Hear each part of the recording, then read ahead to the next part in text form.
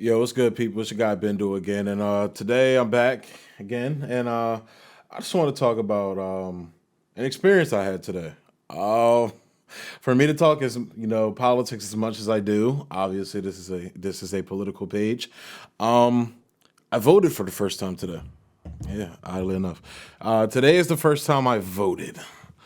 Today was the primary in my state, the Democratic primary, and you know, I was kind of conflicted. I'm not gonna lie. I even hit up a friend and talk to him about it because, as you guys know, I'm a person. I said I'm not gonna vote Democrat this year or probably ever again, and I was conflicted because in my state we have a progressive running for the seat, much like, it's a race much like AOC, an incumbent. This guy's been around forever, for well, not forever, but he's been around for a while. Corporate Democrat to the teeth. Um, and this young girl's coming in, young progressive girl, and I really, I liked her policies, Green New Deal, Medicare for all, the typical progressive thing. But again, I was torn on the just like how I'm torn with now with AOC. Well, not torn. It's straight up, screw them. But it's like, you know, you're just gonna get into office and bend the knee. Like that's the problem. One of her volunteers even called me too, and we kind of had a conversation, and it was like, look, man, I want to vote for her, but it's like I've seen this story before, and it's like sometimes they don't expect you to really be paying attention.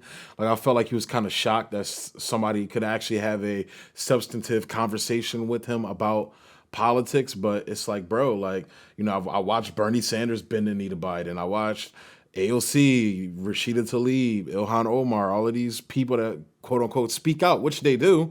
But then when it actually comes down to it, to stand up against the establishment, they bend the knee. So it's like I feel like your candidate is going to do the same thing. I've seen this movie over and over and over again, and but walking into that booth, it wasn't like in my mind, it wasn't the lesser of two evils. I'll say that. Like I'm not voting for Biden. I'll tell you that right now. That's not happening. I'm not voting for Biden, and I'm definitely not voting for Trump. But it's like, walking in there, it wasn't like I didn't feel horrible, and that's what people don't realize. It's like, you know, voting between. It wasn't voting between the lesser of two evils. It was voting for a candidate that I liked. I agree with her policies. If you would have asked me about a couple months ago, maybe 4 months ago, of course I'm voting for her.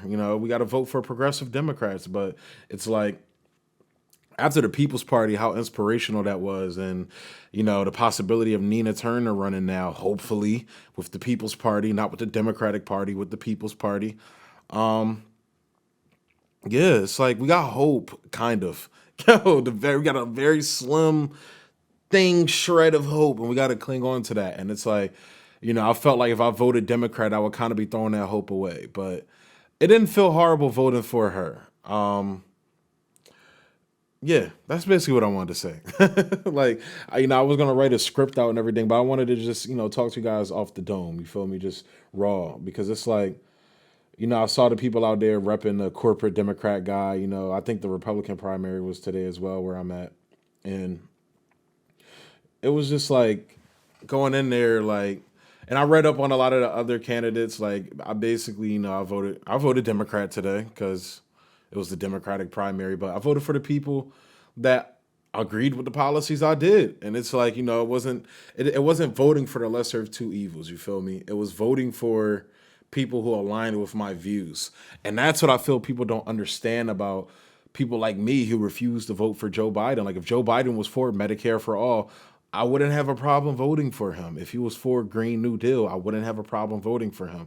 If he was for the policies that I and a lot of his base are overwhelmingly in favor for, it wouldn't be a question of voting for him. The problem is that Joe Biden has had almost 40 years of waging war against the middle class. Everything from his Chapter 7 bill reforms that gave rise to the career of not Nancy. I was about to say Nancy Pelosi, Elizabeth Warren, Pocahontas, as Donald Trump likes to call her. But the war in Iraq, sending all those young people over to die there. He was one of the biggest advocates for the war in Iraq. The '94 crime bill that directly affects people of color, people that look like me. Just a whole slew of things. He was one of the authors of the Patriot Act. Like they literally just copied his bill for the Patriot Act that he tried to get passed years before. So Joe Biden's not a good guy. You feel me? He's not a lesser evil. He's probably a greater evil than Donald Trump, which is why you see a lot of the most scumbag people, rallying around Joe Biden. Now, no, Donald Trump has some scummy people around him, specifically in his administration. People like Steve Mnuchin, Mike Pompeo, all those fuckers up there, But Joe Biden has people like fucking John Kasich supporting him. Fucking Colin Powell, who literally was one of the instrumental figures that lied us into the Iraq war. So, yeah, I'm not voting for that guy. And if you would have asked me in 2016, I probably would have voted for Hillary. But ask if I had the mind I had now, I would tell you I'm not voting for her either. Because of NAFTA and a whole slew of other things. But bottom line is, it didn't feel horrible voting for the candidate that I voted for today for, the U.S. Senate to represent, my state in the U.S. Senate as the junior senator. So, yeah. So just wanted to say that. This isn't me openly endorsing her, supporting her, which doesn't really matter. I'm kind of a nobody, but I know that's kind of deprecating, but that's just the truth of the matter. It's not like I have like thousands of subscribers and follow. Like I'm just some guy who likes to talk politics, and hopefully people hear my message. That's all I care about. So, but yeah, but it did feel good to vote today. That was my first time ever voting, and it was like it was an experience. So I'm looking forward to voting November. It's going to be quite a spectacle to see.